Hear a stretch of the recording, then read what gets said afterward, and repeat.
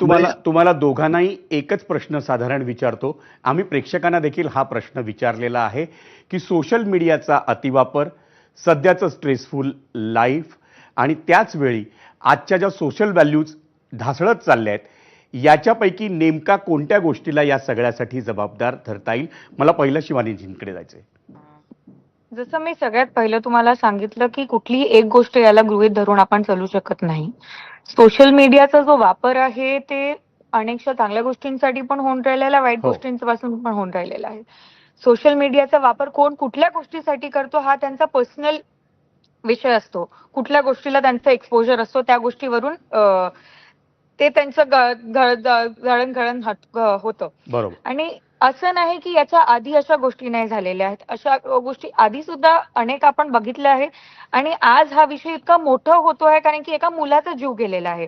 पण आपण बघितलं असेल इतक्या वर्षानुवर्ष डावरी डेथ, आता स्विशा शर्माचा केस बघितला आपण सगळ्यांनी. हो. तर अशा गोष्टी अनेक गोष्टी होऊन राहिलेल्या आहे.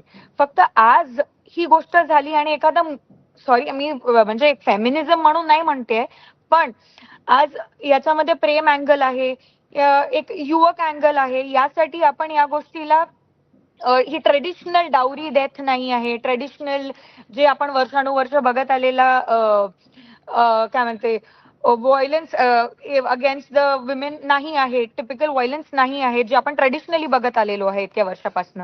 डोमेस्टिक व्हायलन्स नाही आहे. म्हणून आज आपण याला सोशल मीडियाचा अँगल देऊन राहिलेलो आहे, अनेक अँगल्स देऊन राहिलेलो आहे.